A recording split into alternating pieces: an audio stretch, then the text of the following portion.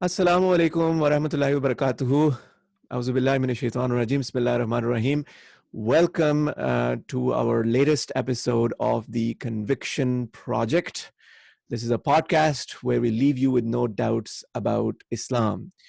And as we have done previously with some of our episodes, that we have had a video version as well, and we're trying this out. I believe this might be the first podcast which has this, long distance kind of Zoom video element as well, and that will be available on my YouTube channel, Understanding Islam, inshallah, along with the podcast. And by the time you're hearing this podcast is now available on Anchor or via Anchor. And hopefully it did not impact your stream on Apple Podcasts, Google Podcasts, on wherever you hear your podcast, Podbean or whatever other app you use. Hopefully it migrated completely okay. And if it did not, you can always reach out to us at theconvictionproject@gmail.com. And of course, our website, theconvictionproject.com, is also there. Again, it will need some work because of this migration, but it's there. You can reach out to us through that website as well. For today's podcast, I have my co-host. I hope all of you know me already. My name is Farhan Iqbal, and Shahrukh Rizwan Abid, close friend of mine, is now one of the co-hosts of this podcast. He has joined the team, and in the future, you will see more of him, hopefully, and we will be doing our podcast together. And hopefully we can do this video element as well, along with our regular audio podcasts. All right.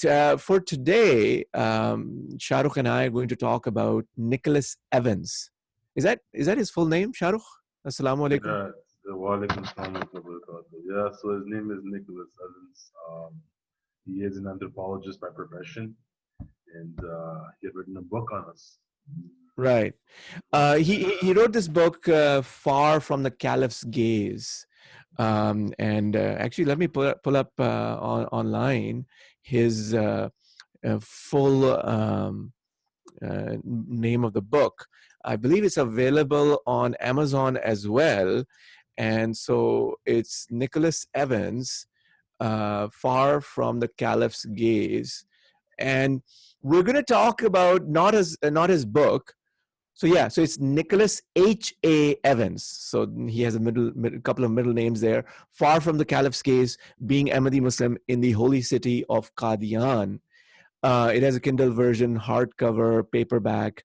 So it's available in multiple formats. We're not talking about his book. Neither of us has read it, inshallah. In the near future, when we do get a chance to read the book, we might come back after some time and talk about the book as well. But for now, we are actually responding or discussing rather a podcast where he appeared. It's the Islamic Books podcast, where he recently appeared and talked about his research, talked about the book, talked about some of the main themes. So we are actually just, both of us have heard that podcast, and you can also check it out. And we are discussing some of the things, some of the points he raised in that podcast. Okay, Shahrukh, Yeah, you can jump in anytime. This is yeah, what no, definitely. co-hosts do. I just got a chance to actually listen to the podcast as well, and when I was listening to it, obviously, he had an outsider's perspective, and there's a lot of things that I guess I wouldn't agree with. Some of the things that he said about our community, and we just wanted to comment on those on this podcast and sort of just talk about, like, what things do we disagree with. I mean, we don't disagree with everything he said, right?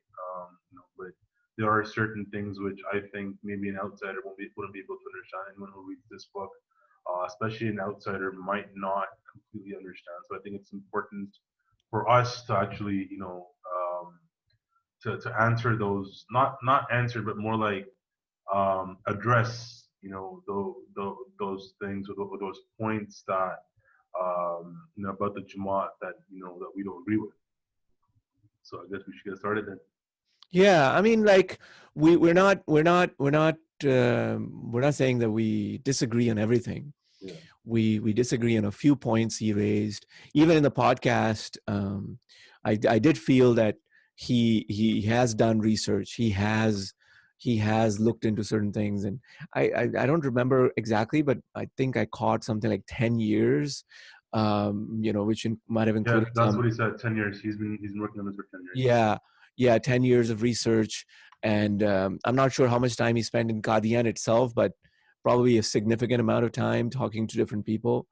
One of the first things that I noticed was that he calls our Jamaat as an organization, and he just says that this is an organization rather than a faction of the Muslim community or something like that. Um, I kind of disagree with that. I think to just label us as an organization and nothing more uh, becomes too extreme, and that's because of a number of reasons. I can understand, like Shahrukh we just pointed out, as you Yeah. have just pointed out, that there is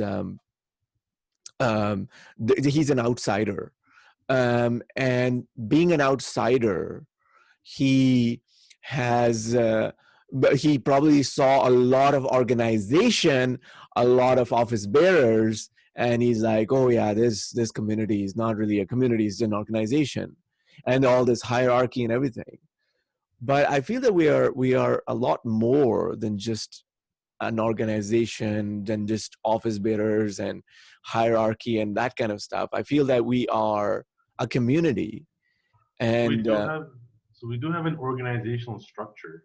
yeah. We're not denying that fact. We have an administrative structure that we follow. Obviously, but obviously, just to say that this is what Jamaat Ahmadiyya is, it's just this one organization. It wouldn't be fair to us, I think. Yeah. Because it's beyond that. It's beyond the fact that we're just, we have an office, we have office bearers, we have departments, and people just work in those departments and go home and that's it. It's more like, this community that we belong to. I personally feel that it plays a big part in our day-to-day life and in the decisions that we make in general, or just like how like most of our friends are from the community, I'm guessing, right? Like most of us would that gather together at the mosques. Our family members, we adhere to the values of this Jamaat as well. It's not like, okay, like we go to work, we volunteer our time, or our livelihood is just go to work and come home and clock in and clock out. Um, that's what an organization is. An Yeah. organization is something where you just go, you clock in, you clock out, and then you continue on with your other life. That's separate from this organization. Yeah. I don't think community is that, right? Like, I think community is beyond just your work hours. It's your people that you sit with, people that you mingle with. All of these things. Um, you know, It's about enjoying langar, right? yeah, And yeah, and it's about meeting friends and family at jalsa. Yeah, exactly, yeah, sure. Having a jalsa, having an annual convention takes a lot of organization, yeah, but it's about enjoying that tea after Fajr, behind yeah, after offering prayers behind Azur, and yeah, going for that tea in the Jalsaga in UK. It's about these kind of things, that it's about being peaceful, right? peace, People who are part of our community, who attend the convention, and they were, in the early days, there was this apprehension that all these Muslims gathering in one place, what if they start rioting or doing something like that? Our community doesn't function like that. It's the lived experience of being Ahmadi Muslim, which is different from just this anthropological kind of assessment of yeah, our community, and just saying, oh yeah, it's just an organization. yeah, um, and then especially he brings up the point about khilafat, right, and the caliphate, or the caliph as he calls it. yeah, Our internal terminology would be khilafat, Yeah. Um, and so Khilafat, he says that it's just, that one leader and then everybody follows him, and people are faxing him for instructions and all that. Of course, again, that's part of the organization, but people Yeah. don't just fax him for instructions. People write to him for prayers, right? And that connection that you have with the Caliph is not an organizational connection. It's not Very like he's personal the one. exactly right. it's not Very it's not personal one. just it's not just like you are the CEO of a company and everybody looks up to you, or Yeah. it's Yeah. just because you're paying them or something. That's Yeah. not what it is. Caliph, being a khalifa, that status is more than just an organization. It's a very personal relationship. um, and one thing that I don't know whether Nicholas writes about in his book, or if he ever noticed it, the kind of connection or the feeling that Hazur knows me personally, right? And all of us can attest to that. A lot of Ahmadis, if not all of the Ahmadis, would be able to attest to this, that, oh yeah, Hazur knows me and he knows my family. And that kind of connection, it doesn't come from a worldly organization. It doesn't It come from doesn't. just, Yeah. right? Yeah. All of us have stories where we have this.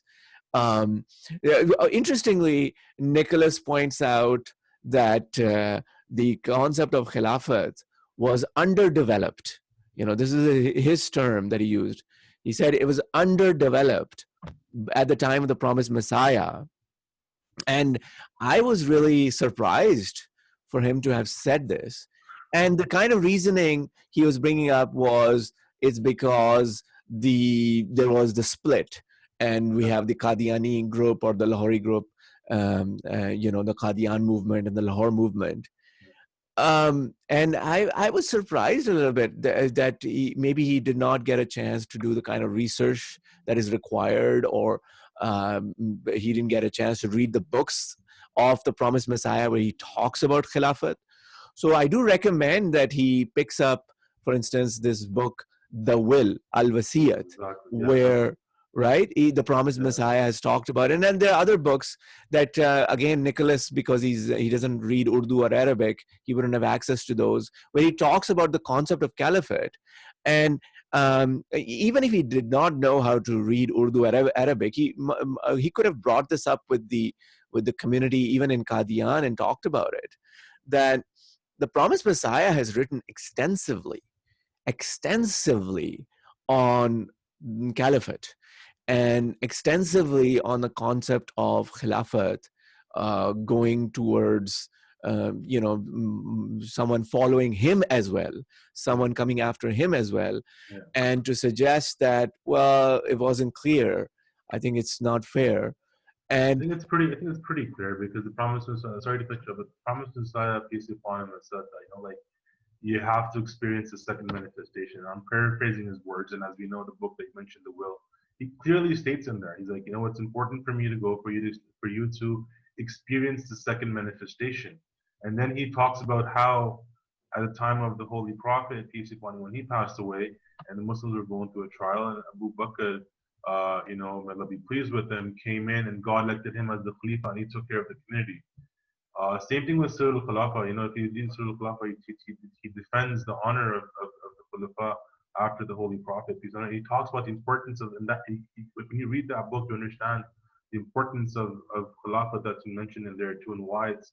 And so I don't think, just because a few people within the community, made that mistake and they had sort of split off, and we can get into the whole as to the reasons why, but we also have testimonies from the same very people who actually, at that time, who testified to the fact that yes, that what Khilafat is everything. yeah, and Yeah, and and I think the key point to understand here is that this split actually happened in 1914. exactly. It did not happen Yeah, in 1908. In 1908 is when the promised Messiah, peace be upon him, died, and there was Khilafat Khilafat, started. Yes. and there was no split. Yeah, And Hazrat Hakim Maulvi Nuruddin Sahib, radiallahu anhu, may Allah be pleased with him, was the first caliph, the first khalifa. and everybody accepted him. There was Exactly. Yeah. absolutely no question about this. Yes. The split happened in 1914 when Khalifatul Masih the first caliph, and he passed away. So to suggest that, well, it was underdeveloped, well, what happened in 1908 then? What was going on from 1908 to 1914? 14. Exactly. If it was so underdeveloped, then we wouldn't have had a 1908 to 1914 caliphate. And so you come to understand that the real problem that those people who split off, the real problem they had was with Hazrat Mirza Bashiruddin Mahmud Ahmad, Hazrat Muslim Maud, that they had the disagreement with him as the caliph, right? So it was never about really about Khilafat. It was more about Hazrat Mirza Bashiruddin Mahmud Ahmad and having him as a caliph. And they had all kinds of questions like, how can we put such a young person? How can we have such a Yeah. young person as a caliph? So that's where the so I felt surprised a little bit that Nicholas would say something like this, having done so much research and making this. And so he was saying that one of his chapters makes this argument. So it's surprising, and inshallah, when I get to read his book, I will talk more about this. Yeah. And then moving on further, and I guess we're working through the history of the community as he talks about in the podcast as well. He talks about how when the partition of India and Pakistan happened, he talks about how the caliph simply abandoned Qadian in some sense, right? And again, the use of the word abandoned, I think it's too strong. The way he used the word underdeveloped earlier, you really think that it was abandoned? And I have a personal kind of a feeling, sentiment attached to this, because my great grandfather was one of the dervishes, Yeah. right? He was the one who remained behind in Qadian, 313, right? They remained behind in Qadian to protect the special places of our community. And he's lived there until 1965, 67, something like that. So he was there for a while. Sorry, it was probably earlier. I probably got the date confused earlier. But what I'm saying is that in 1947, he and 312 others stayed in Qadian. Including And Hazrat so Muslim Maud's own son, including the second Khalifa's own son. exactly, that's what Yeah. I was trying to come He left to, it. Yeah. that his own son was there. Yeah. Come on. How can you say that He that he abandoned. Yeah. abandoned a city when his own Yeah. son was there, Son is there. Yeah. right? And I met him, and I've also been to Qadian, by the way, and I met the son back in, it was a while ago, Yeah. 2006, and European. he was there, and for many decades he was there, and to suggest it was bad, and then he's like, okay, and there was not much communication back and forth. So he's suggesting that there was not much communication between the father and his son. And then he's saying that, well, it was all the way into the 1990s. And he said that in the last 2 decades, we had more communication with Qadian. And so there were like 40 years of kind of darkness, which is so shocking. Um, because, yes, it's true that the Caliph finally felt safe in 1991, right, when Hazrat Mirza Tahir Ahmad, Yeah. rahimahullah ta'ala, when he went to Qadian. But to suggest that there was no communication from 1947 to 1991 is absurd, really. So if I was to like look into like the background, into like the history of what actually happened, so let's look at the facts, right? Qadian's not safe for anymore for for the Caliph and his Jamaat to reside anymore. So they have to move, right? There's like there's riots, people are getting killed, and caravans are being looted. So Qadian was not safe anymore, right? And actually the fourth head, Mirza Tahir Ahmed, may Allah be pleased with him, he mentions this. He mentions that like when we were in Qadian, and there was this whole partition thing happening. He's like, we felt unsafe in Qadian. We felt very unsafe. He's like, like to the point where there were threats being made to Qadian, and there was this danger of Qadian being under attack. So in that situation, as a Muslim, or the second Khalifa, he migrated to Pakistan, to Rava, and caravans were coming, and like you said, 313 people were appointed to remain behind and to take care of that place. Yeah. And what we noticed, one thing is that I actually met with a person whose father was a missionary of the community in Mauritius. So he was born in Mauritius, and because he was born in Mauritius, he had a passport for Mauritius. So when he went back to Pakistan, at that time Pakistan where it was built, he told me, he's like, I used to take letters and correspondence from Pakistan to India, and take them to Qadian because at that time nothing was going back and forth across the borders, right? So we have a testimony of a person, who said that I used to take that correspondence because I didn't have an Indian or a Pakistani passport. I had a Mauritius passport, and I was allowed to, Right. travel. Yeah. And his name is Munir Abedullah. He lives here in Brampton, actually, where I work. And so there was correspondence taking place, I mean, right? given the Yeah, situation that there was yeah, so much tension between the India exactly. and Pakistan, Yeah, and I don't think he ever brought this up in the podcast, that there was yeah, this war that like India and Pakistan fought wars during this time, exactly. Yeah, and it was very hard to get back and yeah, forth. and to say that it was a Khalifa who abandoned Qadian. First of Right, all, he right. didn't, and Yeah, second of all, to not even talk about the kind of situation that existed between India and Pakistan, and it was a hot spot in the world in the 1950s and 60s and 70s, even up to today. I mean, there's a lot of tension and all that is going on, and there was still communication, as you have pointed out. There was still yeah, discussion back and forth. His son was there. They were even probably having phone calls back and forth. yeah. All this was happening, and it's surprising that Nicholas was in Qadian, and this was never clear to him. And I don't know which how he did his research, but again, this is another question that he could have asked, and he could have found more information on this, on how. And actually, uh, just to sort of talk about the yeah. scenario, when the wife of the promised Messiah, peace be upon him, passed away, the Nusrat Jahan Begum, Allah be pleased with her, the second Caliph actually wanted to, bury her in Qadian. And when he tried to do that, the government had a lot of restrictions. They're like, no, only so many people can go. This can happen. So they had all these restrictions. Yeah. Which made it very difficult, for him to do that. So we're talking about like the 1940s. We're talking about the 50s, 60s, when communication, obviously in general, wasn't that good in the world. We didn't have WhatsApp. We Yeah, didn't and have like, I mean, given despite all these difficulties, yeah, to say, so what Nicholas was arguing was that the Khalifa wasn't giving guidance to Qadian. I yeah. mean, that's very strange. Sorry, my my camera. It's I have to. It goes to sleep mode. Anyways, so to say that it wasn't the Khalifa wasn't giving uh, guidance, Yeah. that's too extreme. Yes, there was problems, communication problems and restrictions from the governments, but to say, and even to have too much communication would be dangerous from another point of view, that the government would start thinking that they have a connection with India, Yeah, yeah, and and then there was those problems as well.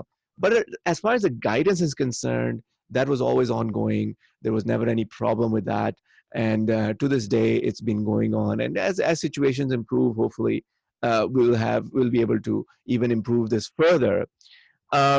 One last thing that I wanted to talk about as we move on through this is, and this is the last part of our podcast, where I wanted to talk about when he talks about the literature of our community, and he says, oh, well, there's a lot of polemics. If you don't know what polemics has a very negative connotation, attacking the other, debating in the other in a very negative way. And so he argues that there's a lot of polemics, and I believe he put a chapter on this in his book. There's a lot of polemics in the writings of the promised Messiah, peace be upon him, and that kind of stuff is only seen in the Urdu literature or the Urdu scholars of our speaking scholars of our community who might engage in some debates, and all this stuff is happening. But in the English, we have a very glossy, use this term. We have a very glossy version. First of all, I just wanted to point out that our literature has been mostly translated. And if you go to alislam.org, and a lot of books of the Promised Messiah, peace be upon him, have been translated. And I'm surprised that Nicholas didn't come across this, because in the last few years, since 2012 and 13, so many books in English have come out which have been translated from the books of the Promised Messiah. And to say that our English literature is only the glossy one would be real misrepresentation here, real misrepresentation. So another thing that surprises me about someone who has claimed to have done so much research. So we have the books of the Promised Messiah that have been translated. Go on alislam.org, in the top green bar, click on Promised Messiah, scroll down, and you'll see the list of his books translated in English. And you can click on any of them and download them and read them. So that's one thing I wanted to clear out. And then I wanted to talk a little bit about polemics. Shahrukh, you have something to add to this part, or we can talk about polemics? No, we can go on with the polemics, but Yeah. yeah, you're right. A lot of our books are translated. I mean, they're like, they're available for everyone to read. Yeah. Like, Yeah. it's not like it's hidden or anything. Yeah. I mean, to sort of kind of make that distinction was surprising coming in 2020. I mean, his book was Yeah, published in 2020. yeah, To say that in 2020 would be wrong. I know it'll he be was wrong. saying that his book was finished 2 years ago, and the process to publish took Yeah, some time. So maybe that's why. Maybe that research he's talking about is 2014 or 15. So yeah, this kind of observation was probably outdated now, right? yeah, So what finally coming to polemics, I take issue with that. I think, and he was trying to also argue that the the community is about argumentation, and our arguments are correct, and everybody else's their arguments are weaker or something like that. That's not, recently, if and Shahrukh, you remember this, and Hazur told us, our Caliph, he told us not to focus too much on debating, right? exactly. Yeah, yeah, And not to focus too much on death of Jesus. And yeah, of course our arguments are the strongest, but yeah, again, we're not focused on that. And there was mention in the podcast about MTA as well. And if you look at MTA and the programming on MTA, we talk about building a relationship with Allah. yeah. That is what we're about. And to say that the books of the Promised Messiah, yes, there is some debating, but everywhere. And today also, I was just before this podcast, I was reading one of his books. Everywhere he brings it back to God. God. He Yeah, brings it back to God. He brings it even in his debate with Abdullah Atham. yeah, The ending was that Atham, you must turn back to God, otherwise there's going to be a punishment from God. It was not a polemics. This is a prophecy. This is a sign from God. It was about signs from God. That's what it was all about. It was never about debating, right? yeah. The Promised Messiah was never about debates either. He was more about showing the true image of Islam, and how Islam is a religion through which we can, link with our Creator, and we can, at the same time link with His creation, right? Yeah. And the Promised Messiah, like if you so let's go back to the 1880s when the Promised Messiah, when he starts talking, when he starts writing books and all that, right? So he never attacked any religion as such, right? He was always like, okay, you know what, guys, let's get together, let's have, let's present the beautiful teachings of our religion, this and that. But His most common request was, come to Qadian, yeah, spend some time with me, exactly. Yeah, that's all he right? said. He was never about like I'm gonna debate with this guy and destroy him, this and that. Um, It was always in response to something. It was yeah, always when his opponents, they crossed all lines, and after he had invited them over and over and over again, and yeah, they kept rejecting his invitation, and they kept they kept attacking Islam. That's when he said, yeah, okay, you know what, if you're gonna keep attacking Islam, then this is how I'm going to defend you. yeah. right? It was never like, hey, like guys, I'm just gonna come in and start attacking like the Hindus and the Christians and all other religions. Yeah. It was never It was about that never because about yeah, attacking anyone. Polemics yeah, would be, I think, it's a very negative yeah, connotation here. It was about his you know, his love for others. He exactly, says yeah, it himself yeah, that I bear no enmity against anyone, against anyone. So there was never any enmity. It was only about getting people back to God, and we're talking about these Maulvis of his time, which are really vicious. Some of them, or some of these pastors who are really attacking the Holy Prophet Muhammad sallallahu alaihi wasallam all the time. yeah, And the promised Messiah actually brings in some of the evidence of these people who are saying these kind of things, so that he says, our response has been always kindness, right? It has yeah, not been, and in some places it might be a little harsh. It's just to respond to them and just to bring them back to their senses, yeah. that get back to the truth here, show us the fear of God in what you do, right? That's The what it same was thing about. here, same thing. And Like when you look at sorry, go yeah, ahead. I just wanted to like one last point I wanted to make, and then you can make your point. Is that if you look at his one of his last writings, Hakikatul Wahi, it has Yeah, been translated, and there is some debate or reasoning in the beginning, but most of the book is about signs of God that God, was shown to the promised Messiah. Most of the book is dedicated to that. And that's the crux. And there are other books where the promised Messiah lists the signs that God showed him. And some of those books are not translated. So I invite Nicholas, and I forget the name of the person who was interviewing him from Islamic Books podcast. And inshallah, I'll name tag was them when I shared. Yeah, yeah, I'll tag them when I announce this podcast. Sorry, you remember his name? I think it was shared Ali. I think if I Right. remember.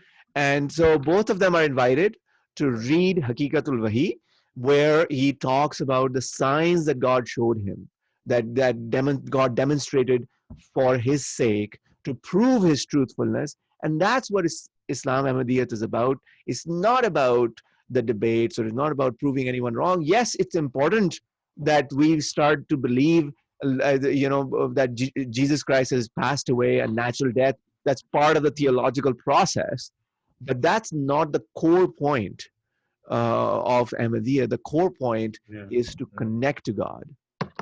You can make yeah. your point now, what you wanted to say earlier. Yeah.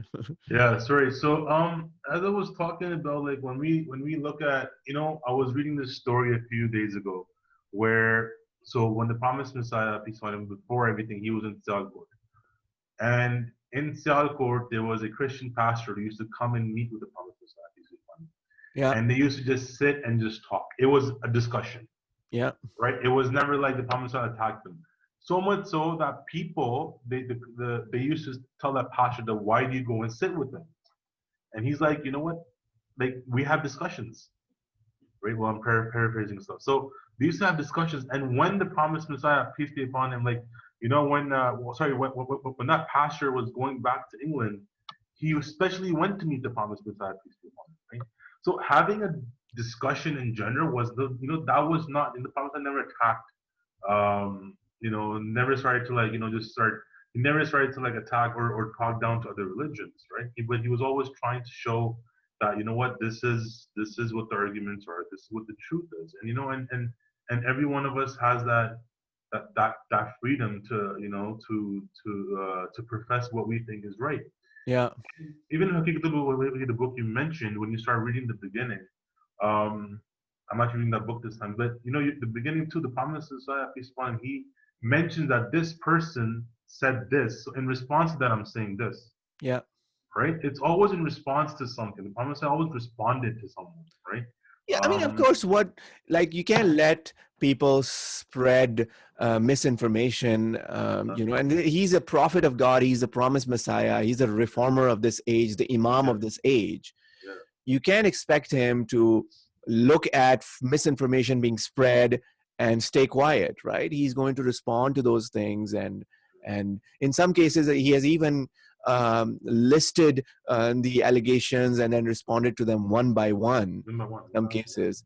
And that's fine. And to say that our English literature is very soft and Urdu debates, were not as glossy as Nicholas was saying.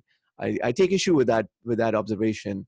Yeah. I'm not sure how many of our English books he has actually seen. There were a huge number of books that have been translated only in the last 10 years as our Western diaspora Ahmadiyya Muslim communities in the Western world, as they grow and as more and more missionaries are graduating from our Western Jamia Ahmadiyyas, they are uh, translating these books. That's fine. That's happening. But for a book to be published in 2020 and to make this observation about our literature, I think it's a bit unfair. So I think we can end it there. Do you have any other last comments or? So there was one thing you said about the fact that we debate. We don't debate. We don't debate because we're scared of the tactics used by our opponents. I don't think that's completely true either.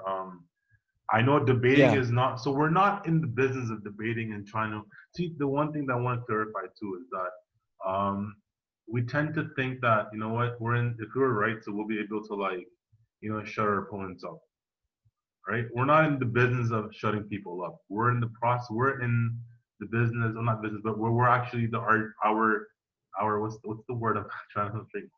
I guess our motive, our purpose is to present the true teachings of Islam. Yeah.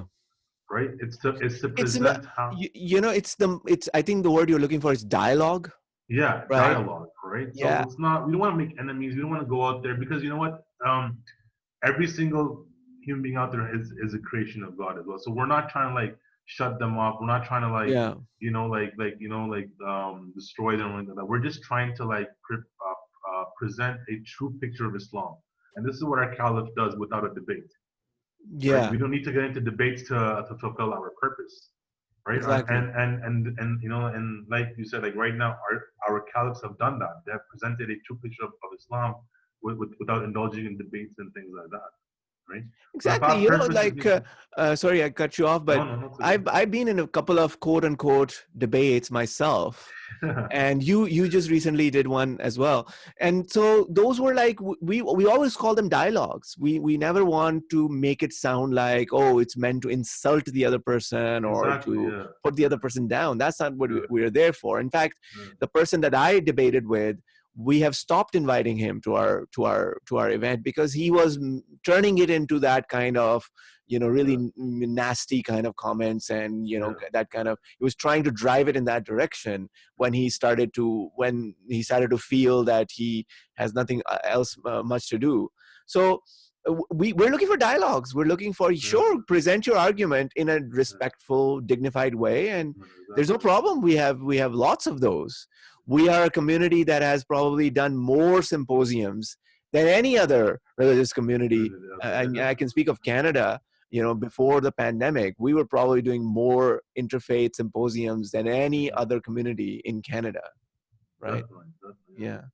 So I think we're not in that whole thing that we have to shut our opponents up. No, we're not about that. Yeah, we're not into that at all. So I think we can end it at that point. I thank Shahrukh for joining our team, and inshallah we'll be doing more of our podcasts. I know for the last 3-4 months, because of the pandemic, our schedules have been all over the place. So it was a little bit rough, but hopefully on a weekly basis, we will try to come back to our schedule of weekly podcasts and discussions. Shahrukh will be there. And whenever Marij is available, he'll also join us, and we'll continue the conversation. We will try to go through the book as well. And we will maybe come back and discuss that at some future point as well. And as I've mentioned in the past as well, if you have any books that you think that we can discuss in our podcast, any questions about Islam, about Ahmadiyyat, any kind of topics that you feel that we could talk about, please do send us at theconvictionproject@gmail.com, and also visit our website, theconvictionproject.com, where you can send us some feedback form. It's there where you can just send us some ideas, and we will, inshallah, go from there. This is the Conviction Project, where we leave you with no doubts about Islam.